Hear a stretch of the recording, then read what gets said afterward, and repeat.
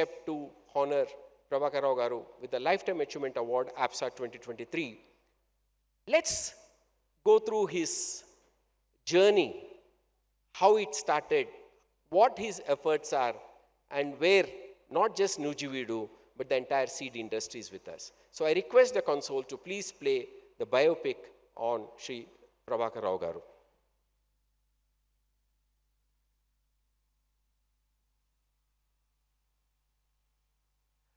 India at present has been recognized and admired across the world as the most farmer-friendly and food-friendly country. Many companies have been credited for making this a reality over the years. But of these many companies, Nuziveedu Seeds Limited, which has emerged as the largest seed company in the country, strikingly stands out as the most farmer-friendly, helping them in a myriad ways to improve their lot. The leader and visionary behind this successful organization is none other than Mr. Mandava Prabhakar Rao, who has been hailed as a trailblazer in the agri-business industry for his innovative and stupendous contributions over the years. Mr. Prabhakar Rao is a known genius, as seen from the many accolades and rewards that were conferred upon him time and again.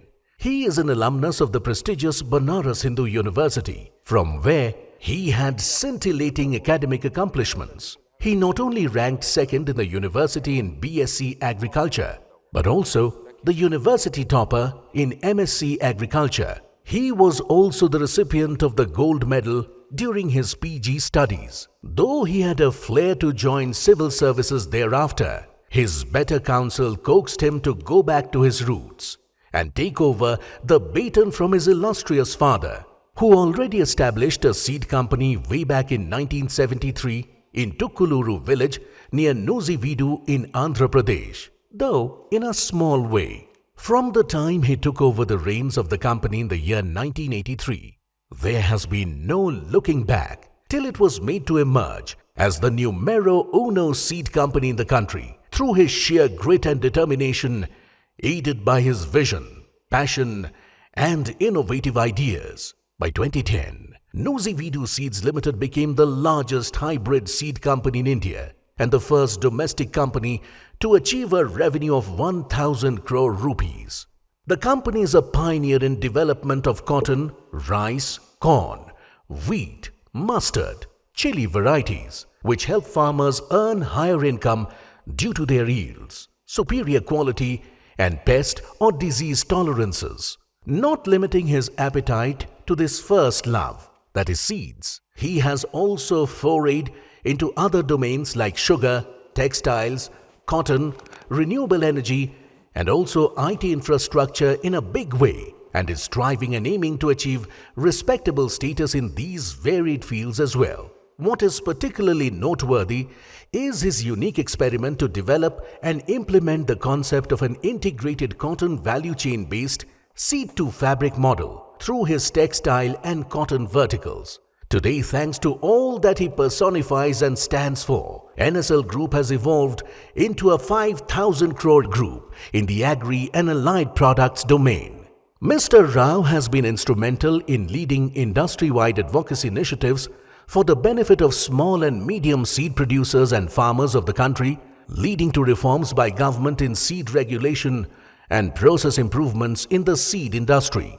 Further, he has conceptualized, designed and developed many other R&D and business transformation programs leading to the benefit of the farmer fraternity. The high-density planting system or HDPS agronomy in cotton and direct sown rice agronomy program, which was strongly advocated by Mr. Rao, reaffirms his commitment to improvement of productivity and profitability of farmers and the vision of achieving SDGs through sustainable and regenerative agronomic practices. Thanks to his vision and leadership abilities, Mr. Rao has been unanimously elected for the position of President of National Seeds Association of India or NSAI, which position he has been holding for the last 10 years. A never stop and never give up attitude of Mr. Rao always pushes him to boundaries and challenges that are turned into opportunities for him. On the other hand, his ideologies of putting a developed society in place has been the driving force behind the successful implementation of the corporate social responsibility initiatives. Today, India looks forward to many such pioneers who are exemplary and who stand out with their unwavering commitment and guiding leadership as that of Mr. Mandava Prabhakar Rao, so that the nation reaches its zenith in terms of achieving much higher goals in future on par with any developed country.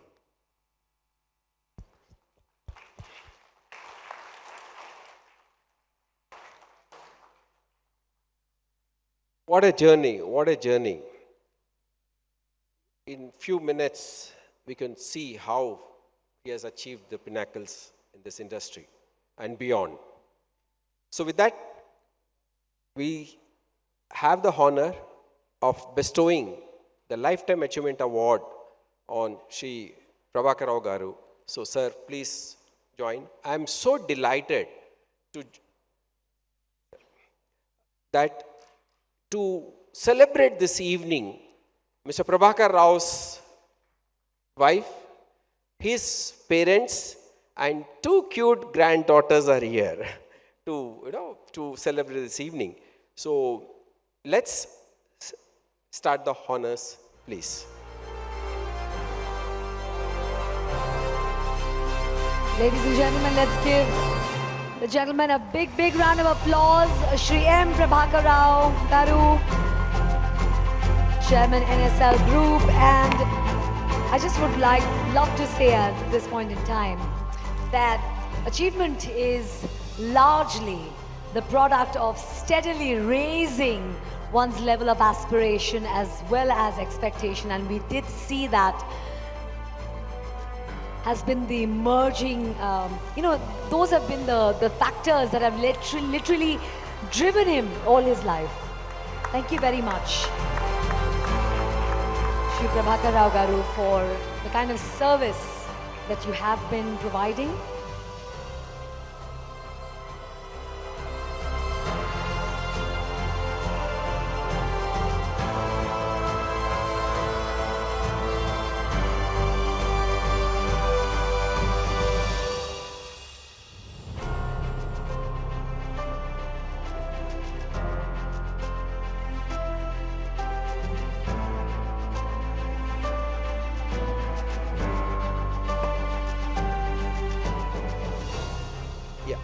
With this outstanding honor, so we request Prabhakar Rao Garu to please deliver his Lifetime Achievement Award ABSA 2023 acceptance speech. It's all yours.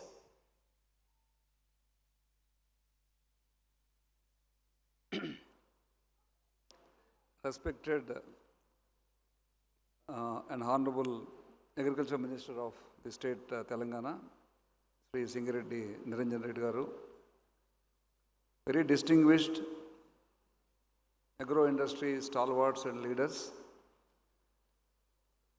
agriculture fraternity, the jury members, friends, ladies and gentlemen, I thank you from the bottom of my heart for presenting this award and also for all of you for participating in this function. It had been a very great, fulfilling journey all through my life so far. And I feel that I'm learning every day and continue to learn in the future and continue the travel. I chose to pursue the agriculture as I got exposed to commercial agriculture and seed production very early in my life, because my grandparents were farmers and my father used to have a large agriculture and seed production operation, which I used to participate while going to school. Interestingly, I also had worked on a farm for a year before joining Agriculture BSc, so that led to a great foundation of practicing agriculture directly, made me understand many nuances and issues related to the field. Once I joined agriculture, I had improved my academic performance because this was subject of my interest. And therefore, I could academically make a very good progress in agriculture, achieving a gold medal in my post-graduation. Since I did well in agriculture, I also tried my luck in civil services, and that helped in broadening my horizon, going beyond the field of agriculture and understanding many aspects that are important in life and the career. I joined my company about 40 years ago. 1983 is when I completed my MSc AG and joined the business. And in this 40 years, by focusing on research and development, the quality assurance to ensure high quality seed supply to the farmers, and also scaling up of the excellent varieties that we could develop in the R&D on these, and focusing on these aspects, we could rapidly become the largest seed company and perhaps the first company in India to cross the 1,000 crore turnover. We could also adopt the new trends in agriculture like the BT cotton traits, incorporating the BT cotton traits into our varieties, and adopt the technological enhancement, the information technology and communication technology, so to grow our business and take it to the nooks and corners of the country. Though we started as a cotton seed company, we diversified into other important crops like rice, corn, wheat, millet, mustard, jute, etc. So today we are very well diversified and serving several parts of the country because of such diversification. We are one of the first country to go outside of the hybrids because we saw an opportunity and a need for serving the rice variety farmers also. And we started breeding new varieties of rice, though there was very little protection that is available to the IP rights that exist in OP rice. But this trend, what we started now became followed by the entire industry. There are many big companies today developing new rice varieties and producing seeds and supplying to the farmers. Similarly, jute, more recently we started developing jute varieties through our research, and we could provide new jute varieties to farmers which were providing almost 20 to 25% higher yields compared to the varieties that are available for the past 30 years. It will be interesting to some of you to know that there is no new variety available in jute for more than 20 years. And when we came up with a new variety, the farmers really liked it, and there is a large-scale, rapid growth that is happening even in a crop like jute. Some of the high points that I could talk about and share with you in my 40 years of experience are development of long staple, high yielding cotton hybrids. One of the hybrids that we developed early in my career, which is named as Bunny, that became the benchmark for yield and also quality. So we could combine both aspects together, which was a great achievement those days, and which transformed the requirements of the textile industry. And that hybrid, because of its benefit to the farmer, economic benefit to the farmer, they were getting higher price and also getting higher yield. So became biggest success in the cotton seed sector. Probably the record is still maintained by that hybrid. Similarly, the varietal rice development, what we took up, this also I think is a great success. Today we have varieties which can solve many problems. For example, sir, Telangana had a major problem of procurement. We have developed a new variety of rice which was tested last 3 years. And this fetches the highest price because it grains are of very high quality. The rice that is being produced by the farmers is now procured by the industry at 2,300 rupees per 70 kg bag, which is more than 3,000 rupees a quintal. So this removes the necessity for the FCI procurement. And such kind of a rice can be exported to other countries also, besides meeting our local market requirements.